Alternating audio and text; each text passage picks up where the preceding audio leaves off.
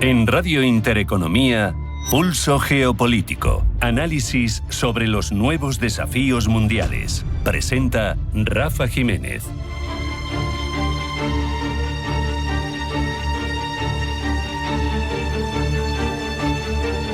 Bienvenidos a Pulso Geopolítico. El riesgo nuclear está cada vez más presente en este nuevo orden mundial que estamos configurando. Mientras diplomáticos estadounidenses se sentaban esta semana en Ginebra con homólogos rusos y chinos, cada uno por su parte, para explorar con más voluntad que certezas los contornos de un nuevo marco de control de la proliferación de estas armas tan destructivas, el Kremlin lanzaba amenazas explícitas ante el posible envío de armas nucleares por parte de Francia y Reino Unido a Kiev.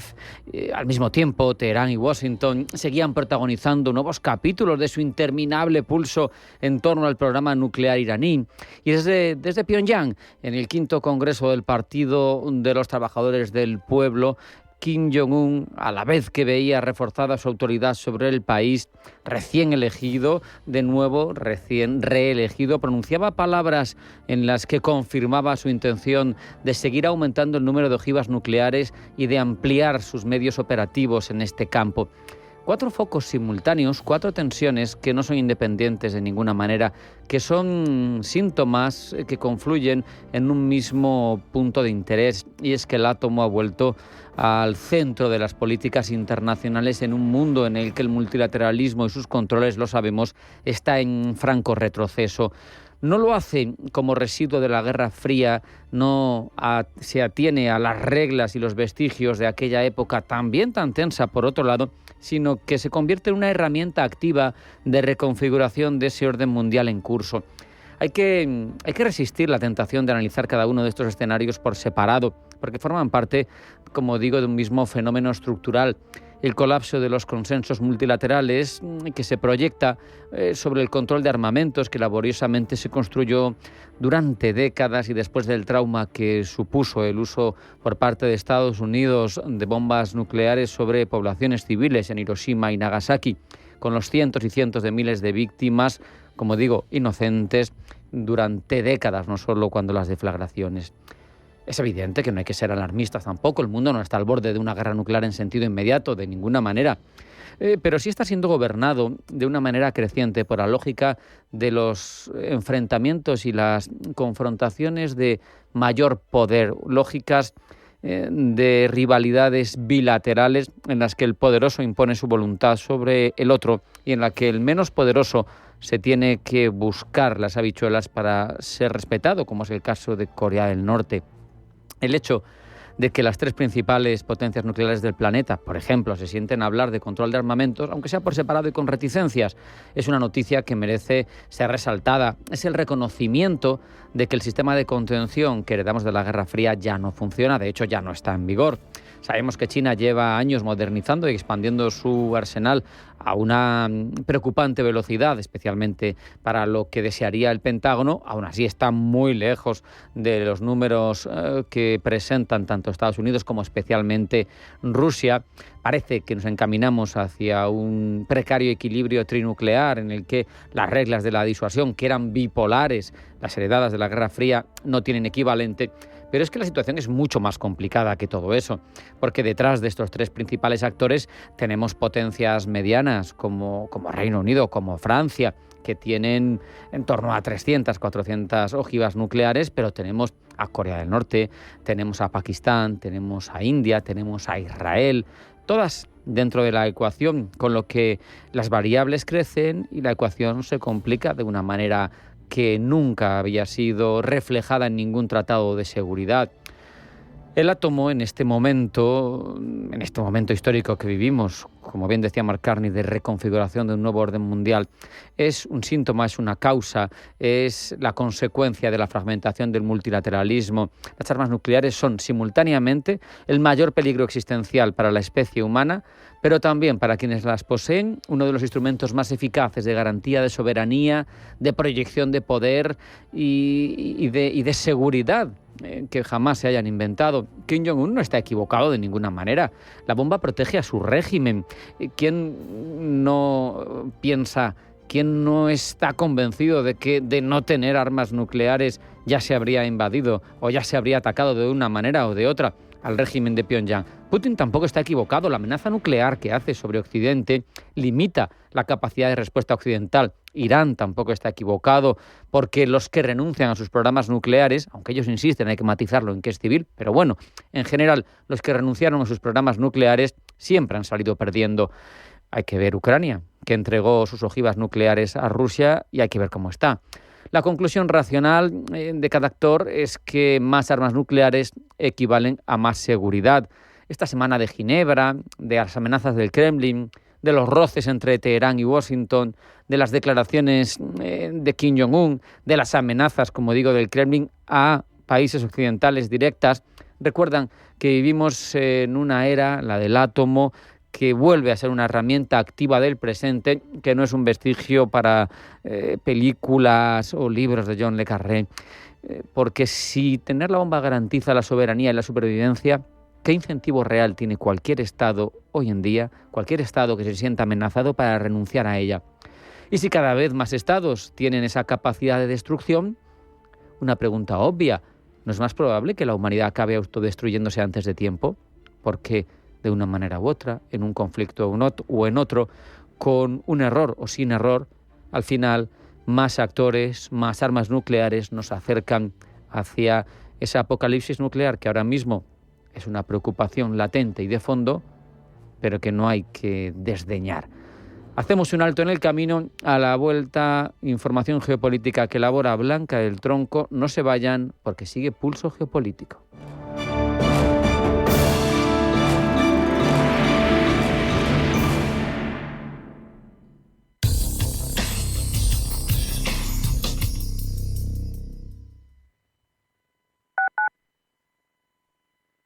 Si eres emprendedor, profesional o empresario y quieres estar al día en los temas que afectan a tu empresa, Cultura Emprende es tu programa. De la mano de Alejandra Rompedrique, Víctor Delgado y Ángel Calvo Mañas, conocerás las experiencias de otros empresarios y estarás al día en marketing, formación, tecnología, fiscalidad, eventos y más. Los viernes de 6 a 7 de la tarde en Radio Intereconomía.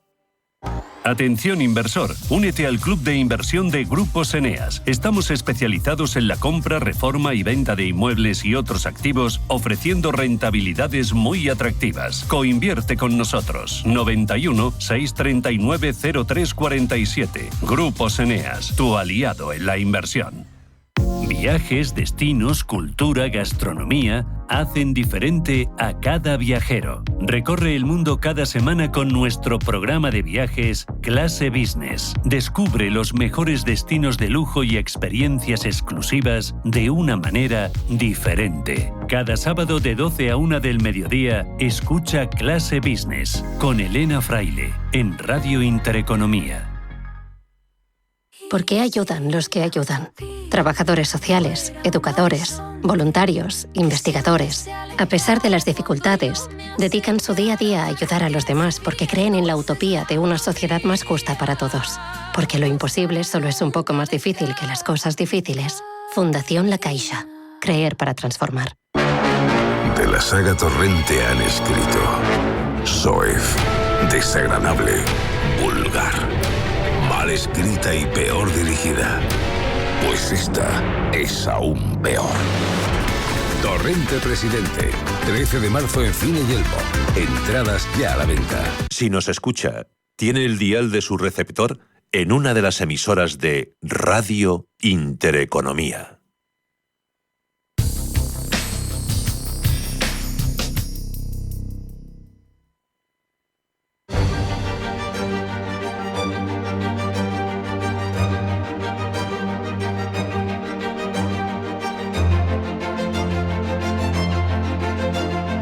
En Radio Intereconomía, Pulso Geopolítico. Presenta Rafa Jiménez.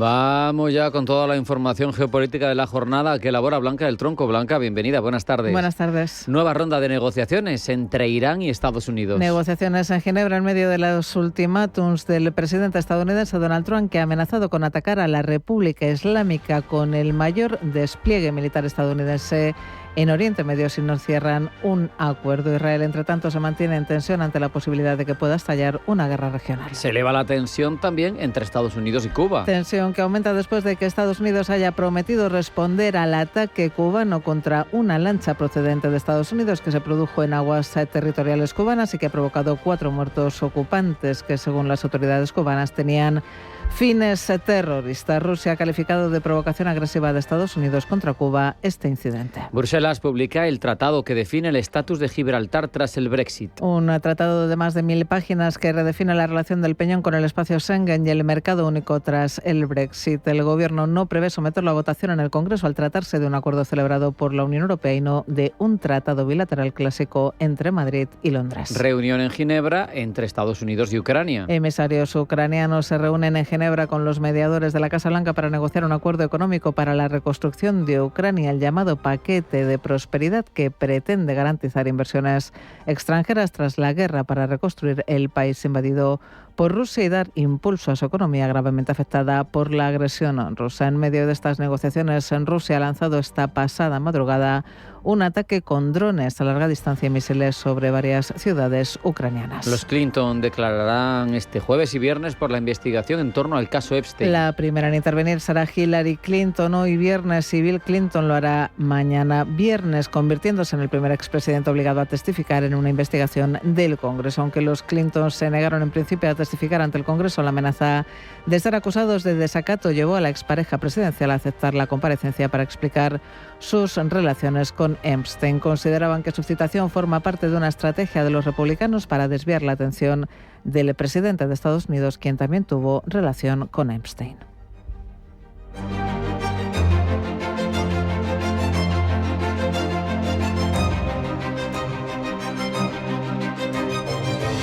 Vamos ya a profundizar en todas estas informaciones, Blanca. La tensión entre Estados Unidos e Irán está castigando sobremanera al país persa, donde la inflación interanual se ha disparado hasta el 68%, cifra que ha llegado a más del 105% en el caso de los alimentos. Situación insostenible que podría llevar al país persa a buscar desesperadamente un acuerdo con Estados Unidos. Según Oman, eso podría estar cerca después de que Teherán haya enviado a Washington una propuesta sobre un posible acuerdo nuclear. Según el Estado iraní, esta propuesta eliminará los pretextos de Estados Unidos con respecto al programa nuclear pacífico de Irán. De todo ello hablan hoy los enviados de Irán y de Estados Unidos en Ginebra, con la amenaza de una intervención militar sobrevolando la mesa de negociaciones después de que Washington haya realizado el mayor despliegue militar en Oriente Medio desde la guerra de Irak. Rubén Gil. En Teherán la vida sigue su curso con aparente normalidad, aunque los precios se han disparado y la inflación interanual roza el 70%, con un incremento del precio de los alimentos de más de un 100%. Este deterioro económico se produce en un contexto de creciente tensión entre Irán y Estados Unidos, que ha realizado el mayor despliegue militar en Oriente Medio desde la invasión de Irak en el año 2003 y que ha amenazado con atacar el país persa en caso de que no se cierre un acuerdo en las negociaciones nucleares en curso que hoy celebran en Ginebra su tercera ronda. En las dos anteriores se lograron avances, pero ni Washington ni Teherán hacen concesiones y mantienen sus límites. Estados Unidos insiste en que Irán suspenda todo su enriquecimiento de uranio y limite el alcance de sus misiles.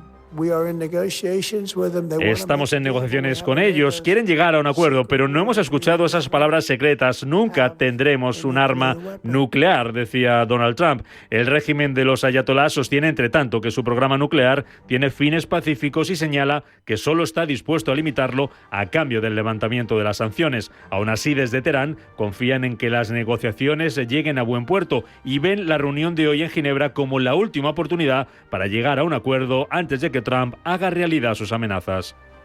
Negociaciones, como decimos, que ya están en marcha en Ginebra y en las que el enviado especial de la Casa Blanca, Steve Witkoff, y el yerno de Donald Trump, Jared Kushner, estarán a Teherán a desmantelar sus tres principales plazas nucleares, Fordo, Natanz e Isfahan, y a entregar todo el uranio enriquecido a Estados Unidos. Según The Wall Street Journal, se espera que los negociadores enfaticen que cualquier acuerdo nuclear debe ser permanente, a diferencia del anterior, donde las restricciones se fueron acumulando con el tiempo. Aunque Estados Unidos insiste en el enriquecimiento cero, la delegación podría estar dispuesta a permitir que Irán reinicie un reactor nuclear en Teherán, que procesaría un enriquecimiento muy bajo para fines médicos. Y Christine Lagarde ha querido despejar este jueves las dudas en torno a si concluirá su mandato al frente del Banco Central Europeo, y por ello ha sugerido que siguiera al frente de la institución monetaria hasta octubre de 2027, porque es el tiempo, dice, que necesita para cumplir y consolidar su misión en el banco. I think that every institution has to do what it was assigned to do. Creo que cada institución debe hacer aquello para lo que fue designada, y nuestra misión es la estabilidad de precios, y es nuestra misión también porque sin estabilidad de precios no hay estabilidad financiera. El Banco Central está muy atento a ello. El Mecanismo Único de Supervisión tiene sus responsabilidades en materia de supervisión y debemos seguir cumpliendo con ello sin vacilaciones, de manera independiente, y otras autoridades también deben hacer su trabajo. Mi determinación es asegurar que dentro de nuestro mandato cumplamos con nuestra misión y objetivo. Palabras de Lagarde frente a los rumores que apuntan a una dimisión anticipada para que su sucesión tenga lugar antes de las elecciones presidenciales en Francia, y que la presidenta del Banco Central Europeo ha pronunciado ante la Comisión de Asuntos Económicos del Parlamento Europeo. En lo estrictamente económico, Lagarde ha mostrado su confianza en que la inflación en la zona del euro se estabilice en el objetivo del Banco Central Europeo del 2% en el medio plazo, después de desacelerarse al 1,7% en enero. Seguimos esperando que la inflación se estabilice en nuestro objetivo del 2% a medio plazo. Como resultado, decidimos mantener sin cambios los 3 tipos de interés clave del BCE en la reunión de principios de mes. De cara al futuro, seguiremos aplicando un enfoque dependiente de los datos, reunión a reunión, para determinar la orientación adecuada de política monetaria. Lagarde ha reiterado además que el Banco Central Europeo no está comprometido previamente con una trayectoria particular de tipos de interés en cuanto al crecimiento. Se estima que nuestra economía creció un 0,3% en el cuarto trimestre del año pasado y el 1,5% en el conjunto de 2025. El crecimiento del cuarto trimestre estuvo impulsado principalmente por la demanda interna, con un papel destacado de la actividad en el sector de la información y la comunicación. La industria manufacturera ha sido más débil, pero en general se mantiene resiliente ante el impacto de los mayores aranceles y la incertidumbre geopolítica, mientras que el sector construcción está recuperando impulso gradualmente. Miramos ya ese acuerdo histórico entre la Unión Europea y el Reino Unido en torno a Gibraltar. El gobierno británico asegura que el borrador del tratado que define el estatus de Gibraltar tras el Brexit protegerá la soberanía del Reino Unido sobre el peñón, la autonomía militar británica, y asegurará su futuro económico. Desde el gobierno español la lectura es bien distinta. José Manuel Álvarez, ministro de Exteriores, asegura que el acuerdo permite a España mantener intactas sus reclamaciones de soberanía.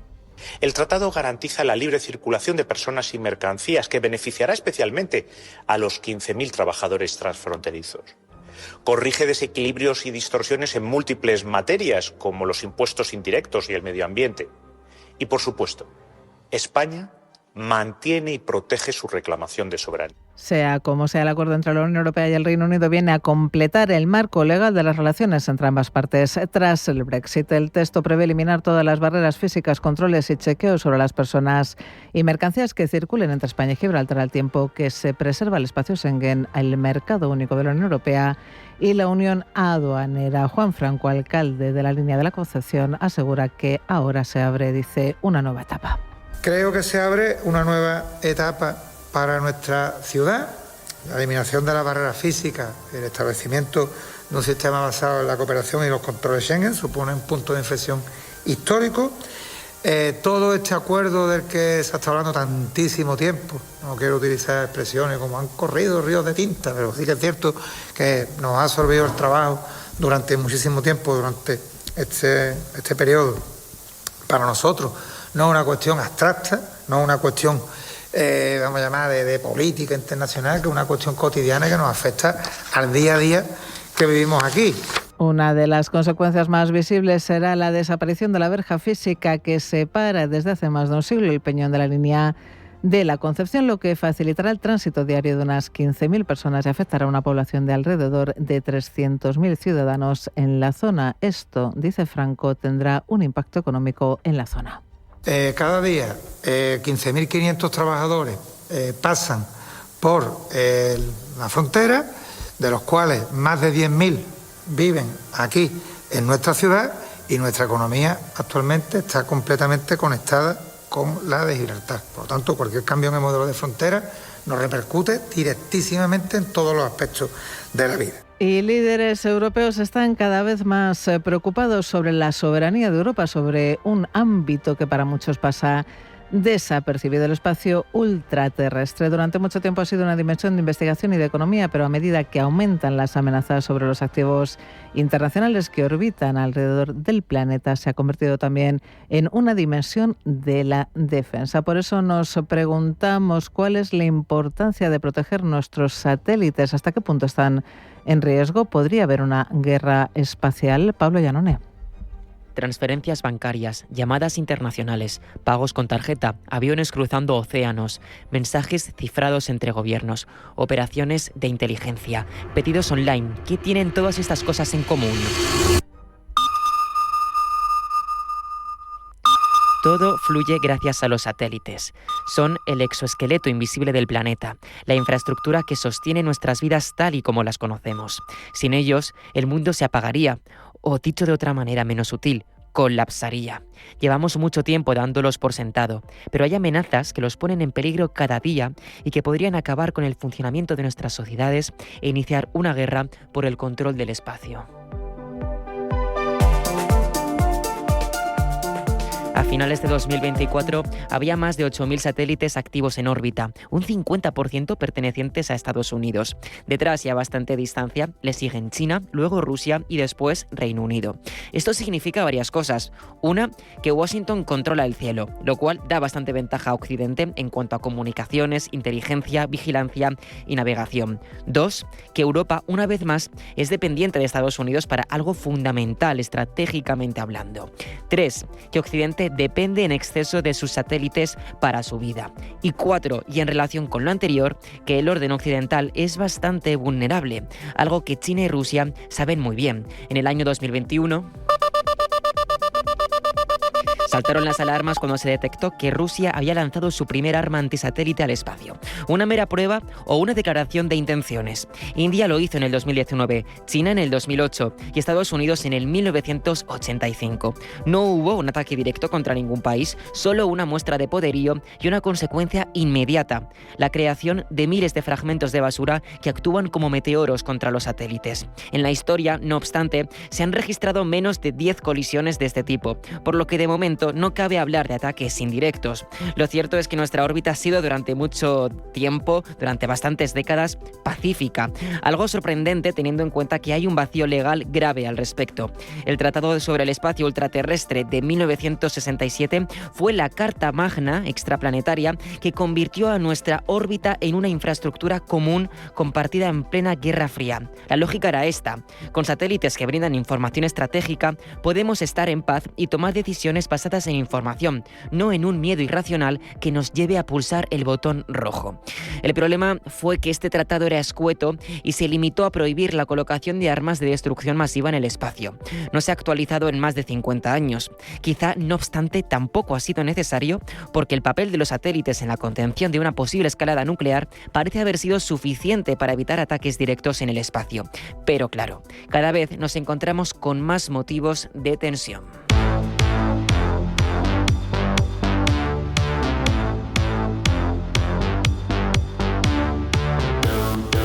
Para empezar, el cierre de la estación espacial, fechado para el año 2030, podría acabar con años de diplomacia espacial.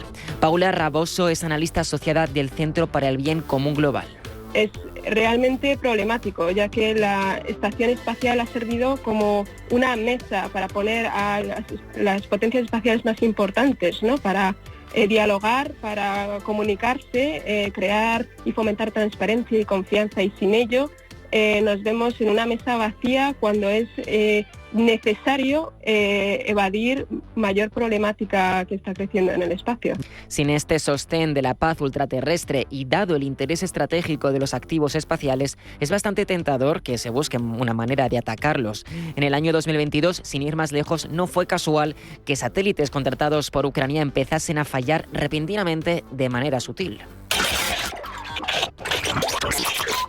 Tampoco es casualidad que vayan en aumento las interferencias en las frecuencias de satélites como Starlink o el sistema GPS. Nada definitivo, solo temporal, pero es que el arte de la guerra espacial se basa en la sutileza y también cada vez más en el fortalecimiento de la defensa y la protección de los activos satelitales.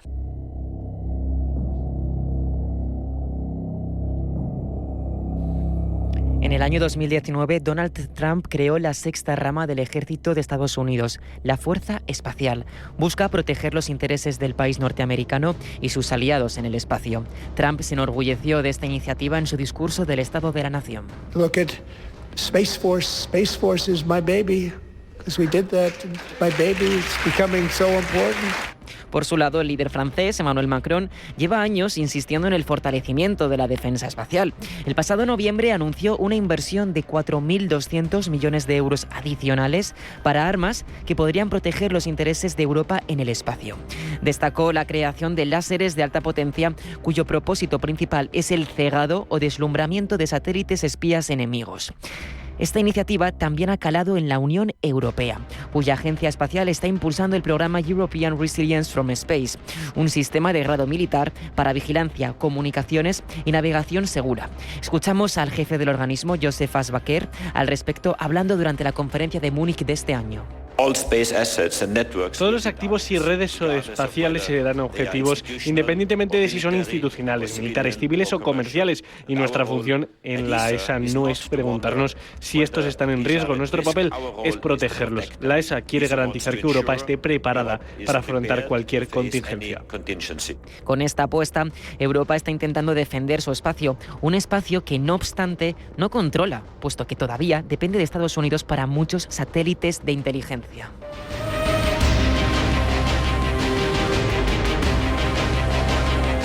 Como vemos, si hablamos de una guerra espacial, de momento nos referimos a la protección de los satélites contra posibles ataques, la defensa contra el espionaje espacial, los minuciosos dardos a la comunicación mediante interferencias y las anómalas pruebas de armas antisatelitales, que tienen lugar cada bastantes años, pero que sin duda entrañan una amenaza velada que, quién sabe, podría ir convirtiéndose en una posibilidad mayor por dos razones. Una, el interés nacional cada vez mayor por el espacio. Y dos, la falta de regulación clara al respecto. Pero es que parece que a los únicos que importa la ley es a Bruselas, que ya está tratando de impulsar una normativa sobre el espacio. Pero mientras Europa se sumerge en su aventura normativa, China, India, Rusia y Estados Unidos preparan una aventura muy distinta. Se preparan para comenzar a extraer materiales de la Luna, el otro gran conflicto geopolítico del espacio ultraterrestre del que hablaremos en el próximo reportaje.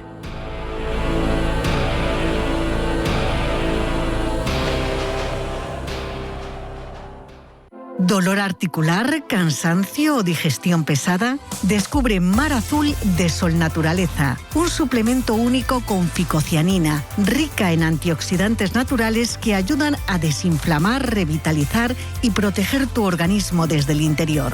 Llama al 91 31 31 409 o entra en solnaturaleza.es. Del 19 al 20 de marzo llega Citex. Beyond Worldwide y Best Venture te presentan el mayor evento de innovación, tecnología y emprendimiento de Europa en el parque empresarial más grande de España, Sevilla Tech Park. 2 días con los speakers más influyentes del mundo, líderes empresariales, inversores y compañías que están redefiniendo el mercado. Networking real, oportunidades reales, negocio real. 19 y 20 de marzo. Consigue ya tu entrada en ctx-mediotech.com. Citex, donde se decide el futuro. Perdona, ¿tú quién eres? Javier, gestor de ceremonias. Vengo a casarme contigo. ¿Qué? ¿Y Carlos, mi novio? Carlos no asiste a ceremonias, es el procedimiento. Absurdo, ¿verdad? Así firma la mayoría su hipoteca, con un desconocido. En Eurocaja Rural, tu director te escucha, adapta tu hipoteca, te lo explica todo y te acompaña a la firma. Más información en eurocajarural.es. Eurocaja Rural, la hipoteca que tú quieres. ¿Sabes que tomando 2 litros de agua Sierra Cazorla te aporta el 30% de magnesio que necesita tu cuerpo? Y además es baja en sodio. No existe otra igual. Agua mineral Sierra Cazorla. Viajes, destinos, cultura, gastronomía hacen diferente a cada viajero. Recorre el mundo cada semana con nuestro programa de viajes Clase Business. Descubre los mejores destinos de lujo y experiencias exclusivas de una manera diferente. Cada sábado de 12 a 1 del mediodía, escucha Clase Business con Elena Fraile en Radio Intereconomía.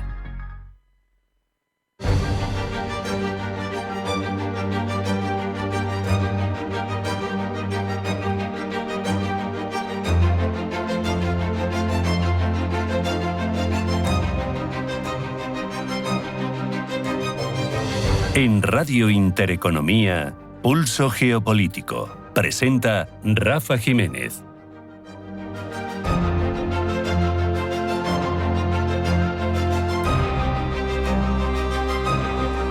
Es clave en un mundo como el actual, donde las nuevas tecnologías avanzan a una velocidad inusitada, donde los contextos de guerra están cambiando, abordar las amenazas emergentes que redefinen el panorama de cuestiones como la ciberseguridad, todos esos actores maliciosos que a veces tienen un Estado detrás, las campañas cibernéticas, las vulnerabilidades críticas, porque al final de todo esto se puede aprender y podemos mejorar tanto las circunstancias de la economía, de la empresa, de los particulares y hasta de los países. Es importante estar avisados en todo lo que se está moviendo en este ámbito y para ello nada mejor que ahondar en el informe de tendencias y ciberamenazas que ha elaborado NTT Data. Lo exploramos, de hecho, con su director de ciberseguridad, con José Manuel Moreno. José Manuel, bienvenido, buenas tardes. Muchas gracias, Rafa. Comenzamos por dar contexto, es amplio y tenemos tiempo, así que el informe afirma, entre otras cosas, que el ciberespacio es ya un dominio central de confrontación híbrida. Es decir, para que nos entendamos, aterrizando el lenguaje, que estamos en un teatro de operaciones que pudiera llegar a ser tan determinante como el dominio terrestre o el dominio marítimo. Pero claro, yo te pregunto, ¿estamos todos concienciados? ¿Subestimamos su peso real? ¿Cómo lo ves? Yo creo que sí, que lo subestimamos en gran parte porque tenemos que ser conscientes de que seguramente cuando se inician los conflictos a día de hoy se inician en el ciberespacio y luego tienen consecuencias cuando la tienen en el espacio real, ¿no? Por tanto, el ciberespacio en caso de conflicto es casi siempre un escenario de guerra, por llamarlo así, y tenemos que ser también conscientes de que no se ataca solamente a administraciones públicas ni a fuerzas de seguridad del Estado, etc. Aquí cualquier actor del propio país es un actor relevante, ¿no? Y aquí estamos hablando de todo, ¿no? Desde empresas grandes, pequeñas, ciudadanos clave, cualquier cosa que puede ser utilizado en todo este contexto. Es muy interesante viendo vuestro informe que se habla de cuestiones como una multipolaridad desequilibrada. Al final dices, estamos en un momento de retroceso del multilateralismo, eso es obvio, y al final no tienes ese orden internacional estable que te permita evitar la desestabilización que tienen estos ataques, ¿no? Tienes actores muy potentes, Estados Unidos, China, Rusia, que están dirimiendo el dominio, y es muy llamativo que este dominio, a su vez, de enfrentamientos no tenga orden, si me permites. Igual es un poco grosero, pero no hay un orden. En otros todavía quedan residuos de instituciones multilaterales, aquí no. Aquí no, y además se mezclan justamente los conflictos geopolíticos de los distintos bandos, ¿no? Aquí bandos OTAN, BRICS, etc., ¿no? Y todo lo que conlleva a ello, ¿no? Con los distintos conflictos, ¿no? Israel, Palestina, todo este tipo de cosas, con el cómo desde todos estos bandos se utilizan también los temas geopolíticos para afectar a los ciudadanos o para hacer negocio fraudulento, ¿no? Y aquí podemos ver cómo, por ejemplo, España es afectado en muchas ocasiones obviamente porque somos un país turístico, porque somos un país industrial, etc., pero también porque somos miembros de la Unión Europea o de la propia OTAN. Entonces, esos conflictos, o mejor dicho, existen conflictos que no nos afectan directamente, pero simplemente por ser miembros de o estar relacionados sales damnificado esa de huella ellos. digital o de ese conflicto nos afecta a nosotros también. Cuando hablamos de ciberataques, por ejemplo, con firma rusa, con firma china, yo te pregunto, ¿cómo podemos estar seguros o cómo se gestiona que sean genuinamente operaciones de Estado? Porque al final da la sensación de que hay una zona gris que está deliberadamente construida ahí para que no sepamos si son hacktivistas, mercenarios, y al final los gobiernos dan la sensación de que pueden negar su implicación, ¿no? Esa ambigüedad parece un rasgo especialmente peligroso de este tipo de amenazas. Sí, al final pasa un poco como con el mundo real, ¿no? Y con los servicios de inteligencia, etc., ¿no? En el ciberespacio se sabe a ciencia cierta que muchos de estos países, ¿no? Rusia, Corea del Norte, etc., tienen grupos especializados que llaman APTs, ¿no? Que son los grupos que realmente realizan ataques, pero no son realmente ataques digamos, de guerra o que llevan la bandera del país, todo lo contrario. Sí. Muchas veces lo que hacen es afectar a empresas. Ha habido muchas empresas americanas, grandes empresas tecnológicas, que han sufrido ataques y con los años, después de muchas investigaciones, de tirar del hilo, ¿vale? Porque estos ataques no se realizan obviamente directamente desde el país, en este caso, pues imagínate Corea del Norte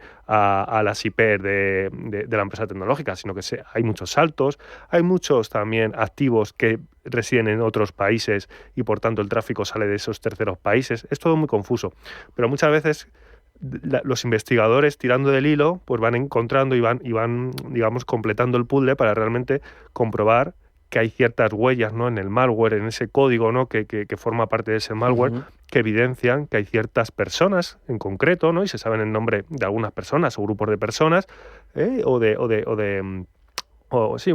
personas que están en ciertos países, comandos, que no me salía la palabra, disculpa, comandos, que son los que están detrás de ciertos ataques y de cierto malware. Fíjate, incluso leyendo el informe de DNTT Data en este aspecto, me llamaba la atención que Rusia ha pasado de una primera fase con ataques destructivos quizá más groseros o más evidentes o de un impacto más inmediato a una infiltración prolongada.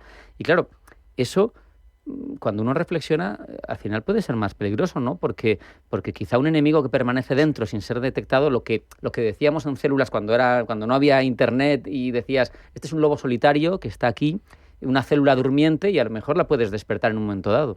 Eso es, Rafa. De hecho, en nuestro informe de tendencias justamente alertamos de esto, de que cada vez el número de ciberataques no tiene por qué aumentar dramáticamente, ¿vale?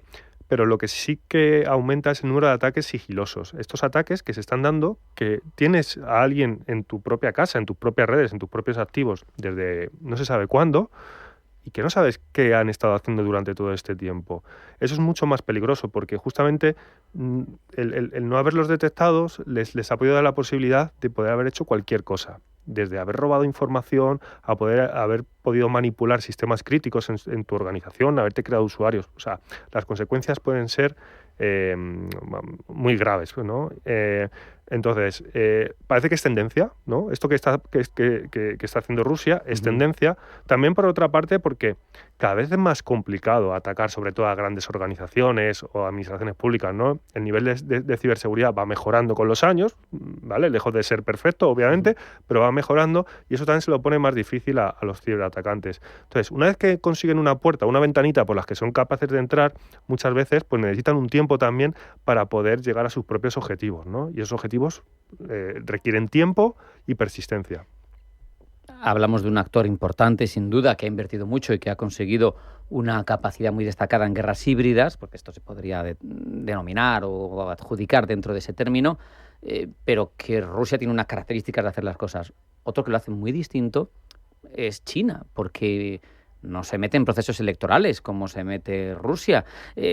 Parece que se centra más en espionaje industrial, en avanzar, en conseguir los dominios tecnológicos, ¿no? Pero claro, eso a mí por lo menos me plantea una duda, ¿no? Respecto de lo que contáis en el informe. ¿Es espionaje económico? ¿Es competencia tecnológica? ¿O es ciberguerra? Creo que es un poco de todo. China, como pasa en el mundo real, intenta pasar mucho más desapercibida. hay gran parte de los ataques que se detectan o que se creen que provienen de allí, que tienen como objetivo más pues, el robo de información o de información privilegiada que les permita tomar decisiones. No suelen ser actores que realmente tengan un impacto, vamos a decir, real en las personas en cuanto que afecten a infraestructuras críticas o que provoquen un daño directo, sino más un daño, vamos a decir, secundario en el sentido, ¿no? Ya sea económico, etc. Al final lo que está haciendo China, igual que otros países, pero China yo creo que es un gran actor en eso, es utilizar toda esa potencia que tiene en el ciberespacio para sus propios intereses, ¿no? Y eso significa pues ir robando información, ir construyendo todo lo que les permite, por una parte, dar cabida a una evolución de su industria más rápida, pero por otra parte también poner las cosas un poquito más complicadas y poniendo, vamos a decir, piedrecitas en el camino de otros países OTAN ¿vale? Principalmente, para que su desarrollo tecnológico, ya no solo tecnológico, sino también financiero, sea cada vez más lento, ¿no? Entonces, digamos que lo hacen, pero lo hacen de una forma mucho más sigilosa, ¿no? Sin evidenciar tanto que están. Hemos hablado de dos países potentes en este ámbito, que son Rusia y China, y me gustaría que hiciéramos un alto en una cuestión que destacáis también en el informe desde NTT, que es sus redes. ¿Cómo son sus redes?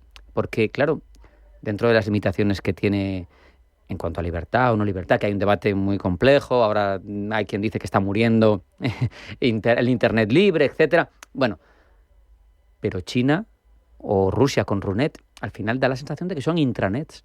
Son como una intranet de una empresa multiplicado por millones y millones de veces, pero claro, eso hace al final una realidad como de islas que a ellos les protege siendo autocracias y permite que entren en lo nuestro, que es teóricamente más libre, abierto, y sin embargo ellos están en esa isla, en esa intranet. Sí, en ambos países, digamos, existen entornos acotados donde nosotros desde Occidente no podemos entrar abiertamente a esas redes o a esos foros, donde los gobiernos lo que parece que quieren controlar totalmente es el relato que se da ahí en esas redes y entonces...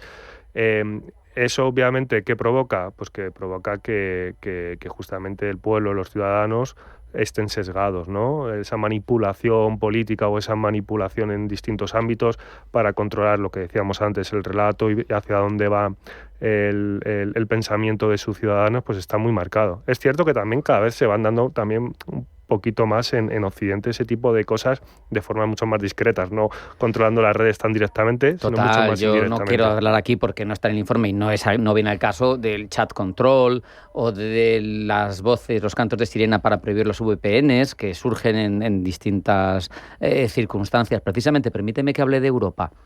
Europa responde, que es lo suyo, es potencia exportadora de normativa con regulación. Sí. DORA, NIS2, estándares ISO, claro, pero al final siempre da la sensación, desde el neófito por lo menos, confírmamelo tú que eres experto, de que los malos van un pasito por delante, saben siempre un poquito más. Yo te pregunto, ¿esa regulación europea, que sin duda tendrá algunas virtudes, es suficiente o al final es una ilusión de seguridad más que otra cosa? Yo creo que ayuda a poner en la diana, digamos, de las grandes empresas, y no de las grandes empresas, sino de todas, ¿no? Aunque sea a través de la regulación, el ayudarles a ver que este tema de la ciberseguridad es algo que nos afecta a todos, no solamente a algunos o a algunos grandes, es decir, nos afecta a todos. Que la capacidad, o sea, muchas veces todos tenemos que ser conscientes que los ataques es algo constante, ¿no? Y hay que ver, ¿no?, en las fuerzas de seguridad del Estado que están totalmente desbordados con denuncias de pequeñas y medianas empresas o de grandes. Entonces, aquí lo importante no es ver si te van a atacar, que muy probablemente en algún momento lo van a hacer en cualquier empresa, es cómo defendemos nuestro perímetro y cómo actuamos ante un ataque. Y eso, muchas veces, si no es por regulaciones como las regulaciones europeas, pues no se da. Las empresas no trabajan lo que tienen que trabajar porque no les ha afectado, y como no les ha afectado y no les produce, digamos, vamos a decir, un beneficio directo, ¿vale? Pues ese beneficio indirecto que hay de todo esto, pues muchas veces pues no se ve hasta que te pasa algo. Claro. Entonces, el tener que cumplir esta normativa pues a nadie nos gusta el tener que hacer más cosas, y sobre todo cuando hablamos de medianas y pequeñas empresas que obviamente tienen una carga de trabajo muy grande, ¿no? Y muchas veces pues el negocio no es tan vamos a decir halagüeño, ¿no? Como para poder soportar todas estas necesidades. Vas postergando las inversiones en ese ámbito. Eso es. Pero ¿te al acuerdas final, de Santa Bárbara cuando truena? Cuando truena, totalmente. En el informe de NTT Data se describe la inteligencia artificial. No podía estar ausente porque es una realidad que ha llegado para transformarlo todo. Me llama la atención cómo lo definís, multiplicador operativo. ¿Por qué? Sí, porque creemos que la inteligencia artificial ahora mismo no sustituye a los ciberatacantes, sino los eleva. Los eleva porque les permite hacer muchísimas más cosas en el mismo tiempo, ¿no? Incluso en menos tiempo. Son capaces de personalizar mucho más los ataques, ¿vale? Partiendo de a lo mejor, imagínate, de malware, que antes era mucho más, se parecía y cambiaba muy poco de un año a otro. Ahora es posible de la mañana a la tarde cambiar un malware totalmente y que los sistemas de protección lo tengan muchísimo más complicados para detectarlo. Por tanto, la inteligencia artificial para ellos es algo que les ha elevado yo diría, iba a decir por 5, yo creo que por más, por 10 o por 20 su capacidad de trabajo. Ahora nosotros, los que trabajamos para intentar proteger a nuestros clientes y a nosotros mismos, tenemos que intentar utilizar los mismos medios para intentar también ser tan ágiles como ellos. Y no sé si llegar antes que ellos, porque eso es complicado, pero llegar muy rápido al punto en el que están para ser capaces de protegernos. Claro. Cuando hablamos de esto y haces esa reflexión, yo pienso en 2010 y pienso en ese alarde que se hizo contra el programa nuclear iraní en Stuxnet y cómo se consiguió con un malware ralentizar, dificultar, destruir lo que se estaba avanzando en aquel momento. Y yo pienso, claro, en aquel momento un gusano de este tipo estaba al alcance de los servicios secretos pues de Israel, de Estados Unidos.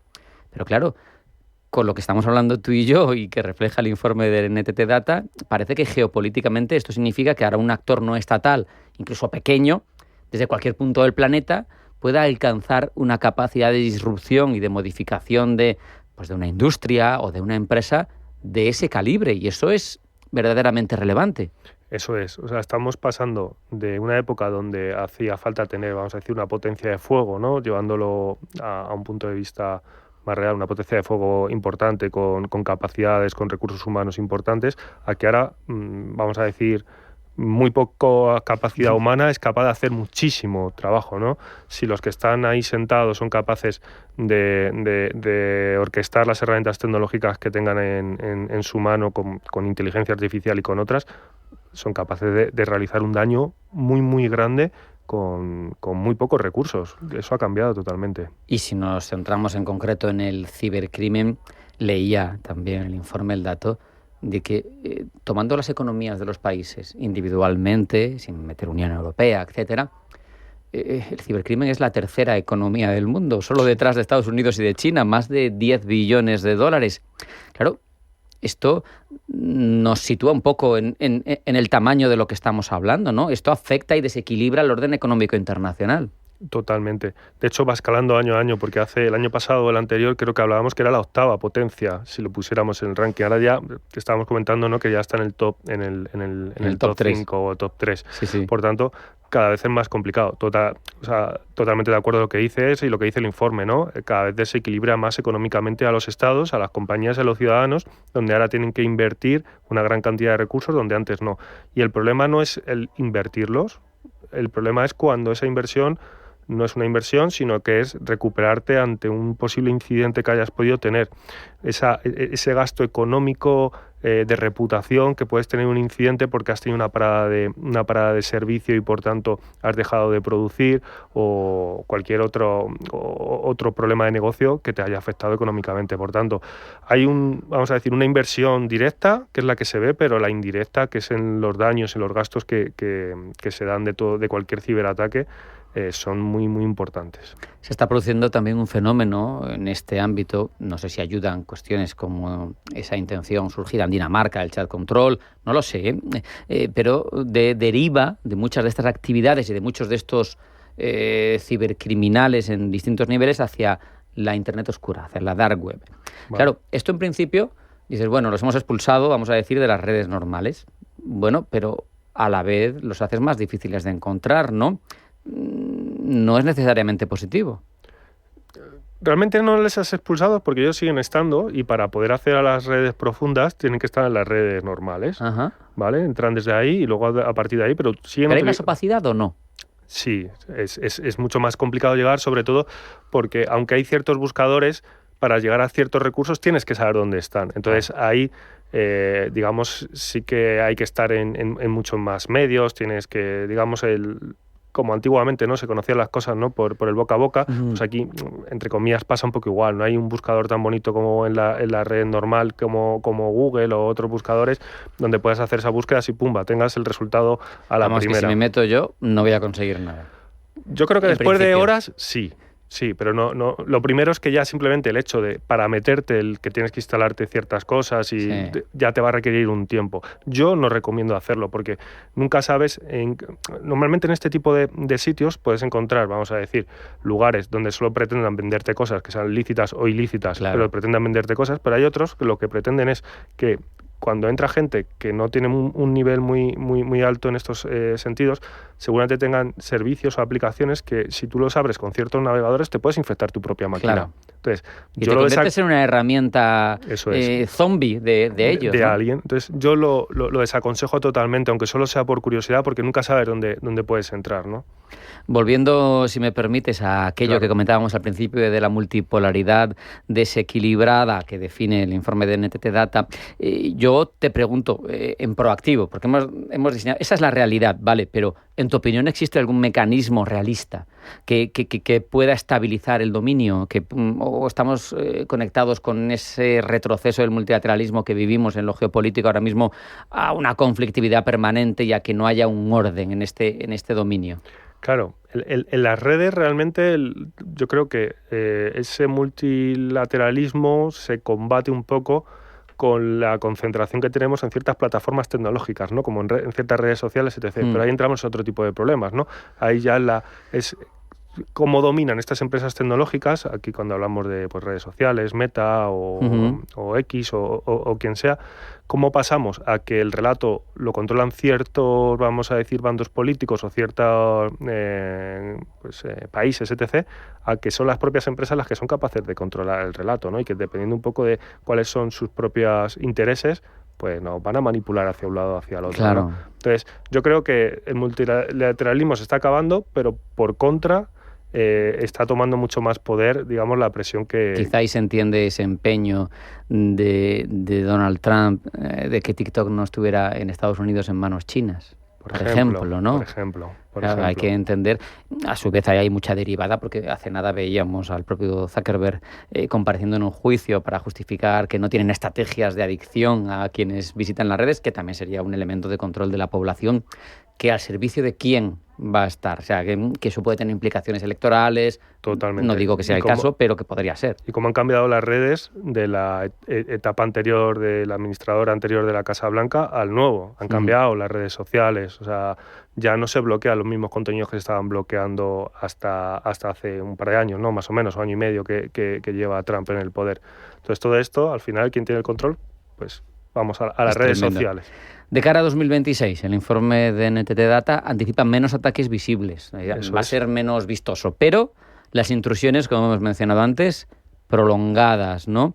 ¿Qué te preocupa más a ti? ¿Un gran ciberataque espectacular sobre una infraestructura crítica, que sería un golpe de efecto tremendo? ¿O esa permanencia soterrada, sostenida, que al final puede durar lustros y que de repente puede salir cuando más lo necesite el malo? Lo que más me preocupa a mí en primera como primer punto es cualquier ataque que pueda realmente provocar una consecuencia grave es una infraestructura crítica. Imagínate que se desagua una presa que está hasta arriba y que no hay control ninguno. O sea, podemos poner muchos ejemplos, sí, ¿no? Sí. Transporte, temas de agua, control de espacio gas, aéreo. O sea, pueden ser mucho. Yo creo que eso es lo que más me preocuparía como primer punto, ¿no? O incluso afectación a servicios sanitarios, etc., que impida llevar a cabo sus labores. ¿Es un objetivo prioritario muchas veces de este tipo de ataques? En España hay 4 sectores principales que son los más atacados, el sanitario es uno de ellos. Por tanto, es uno de los sectores que más debería de protegerse. Y luego, después de este tipo de ataques que pueden afectar a una infraestructura crítica y, por tanto, pueden afectar realmente directamente a la vida de las personas, pues serían este tipo de ataques, ¿no? Donde están dentro, están sigilosamente, te están robando información y que muchas veces ese robo de información se puede convertir también en una extorsión. Una extorsión, ¿no? Porque te encripto toda tu base de clientes. Eso es como actuaba el ransomware hasta ahora. Y ahora no, ahora están evolucionando. Están evolucionando, o sea, eso sigue pasando, sí. Pero ahora lo que pasa en muchas ocasiones es que ya mi objetivo no es tanto el cifrar, porque muchas veces ya las grandes empresas tienen soluciones para evitar ese tipo de problemas. Muchas veces es, yo he estado ahí dentro, te he robado datos, como por ejemplo datos de clientes con información que pueda afectar a datos personales de ciudadanos, sus cuentas corrientes, claves, DNIs etcétera. o cualquier información relevante. Una vez que yo tengo toda esa información, te amenazo con publicarla, ¿vale? ¿Qué problema hay? Que te estoy extorsionando, ¿vale? Te pido un rescate para no publicar esa información. ¿Por qué? Porque eso va a tener una consecuencia directa en tu reputación como gran empresa y va a tener consecuencias legales, porque sabemos que existe la Agencia Española y la Europea de Protección de Datos y no has hecho lo suficiente sí, para tener a salvo esos datos. Eso es evidente. Entonces, por ahí yo creo que es uno de los puntos que más va a afectar en el 2026 seguro. Supongo que los técnicos que saben, los que están en el ámbito informático, lo tienen muy presente todo esto, pero si tú, como director de ciberseguridad de NTT Data, tuvieras que lanzar un mensaje único a los responsables políticos europeos, no a los técnicos, a los que toman decisiones de Estado, ¿cuál sería? ¿Hay algo que no han entendido los gobiernos sobre la naturaleza de estas amenazas? Sí, a ver, yo creo, lo primero, la inversión es imprescindible, la inversión, la protección, etc., a todos los ámbitos. Creo que todavía no han entendido lo importante que es la cultura de ciberseguridad y creo que muchas grandes empresas cada vez están invirtiendo más ahí porque es al final cada uno de los miembros que forman parte de una organización, de un país o de una familia la que pueda afectar realmente a todo el conjunto. Entonces, el que todos estemos correctamente concienciados y que existan las herramientas como para poder reaccionar de una forma real es esencial. Luego, yo creo que los políticos tienen que ser mucho más conscientes del daño que se está haciendo a través de este tipo de ataques a los ciudadanos. Muchas personas mayores o personas que realmente no entienden este mundo, que se están viendo muy afectados y que están teniendo consecuencias graves para ellos porque están cometiendo fraude de mil formas, ¿no? Pues a través de robos directos o indirectos sobre sus propias cuentas. Por tanto, creo que habría que hacer mucho más en la parte de concienciación y de protección de los ciudadanos, porque yo creo que los ciudadanos en muchas ocasiones están totalmente indefensos. Si a eso sumamos lo que hablábamos, ¿no? O sea, cuestiones de equilibrios geopolíticos que van ocultos, posibilidad de ataques a infraestructuras críticas, unas batallas, como decíamos antes, soterradas que se siguen produciendo, nos guste o no, hay que estar muy pendiente de todo esto. Por cierto, la ingeniería personal, qué importante, qué difícil, la ingeniería social que hacen para engañarnos, me refiero, con la IA cada vez más sencilla. Recuerdo que había uno de los principales hackers de la historia de Estados Unidos decía que sus principales logros habían sido hablando con gente, había conseguido vulnerar. Entonces entendamos que la tecnología está permitiendo que eso cada vez sea más difícil de manejar y por lo tanto más complicado. Muchas gracias, José Manuel Moreno, director de ciberseguridad de NTT Data, por aclararnos todo el panorama que ofrece tan prolijo este informe de tendencias y ciberamenazas y por dejarnos claro lo relevante en todo este ámbito. Muchas gracias, un abrazo. Muchas gracias, hasta la próxima. Rafa. Gracias. Nosotros no tenemos tiempo para más, hemos agotado el nuestro en esta edición de Pulso Geopolítico. Sean felices, pasen buena tarde y acudan mañana a su cita con nosotros. Esto es Pulso Geopolítico. Hasta mañana.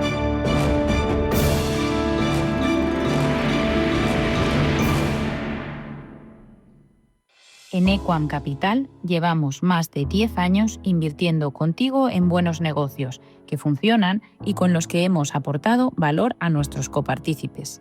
Descubre lo fácil que es invertir con nosotros a través de tu banco en www.equamcapital.com. En Gran Hotel Inglés contamos con una de las bibliotecas más antiguas de Madrid. Un acogedor rincón con tesoros como los 415 volúmenes de la colección completa de Gredos, 2 atillos de papel de antiguos libros de comercio con China e infinidad de documentos y antigüedades del hotel. GranHotelInglés.com, tu hotel de lujo en Madrid. En Capital Intereconomía te contamos cómo proteger lo tuyo sin dramas ni tecnicismos. Historias reales y claves prácticas para que planificar tu futuro sea casi fácil, seguro y coherente. Cada semana tu legado suena mejor con Legal por Naturaleza e Itziar Pernia. Los lunes a partir de las 10:30 de la mañana en Radio Intereconomía. Toda la actualidad, información y análisis en tiempo real sobre banca, empresas, finanzas personales, bolsa, gestoras y fondos de inversión en intereconomía.com. Con la opinión de los mejores expertos del mundo económico, empresarial y bursátil. Toda la programación en directo y con la posibilidad de escuchar en cualquier instante los mejores momentos de la emisora española líder en información económica. Sigue bien informado en intereconomía.com.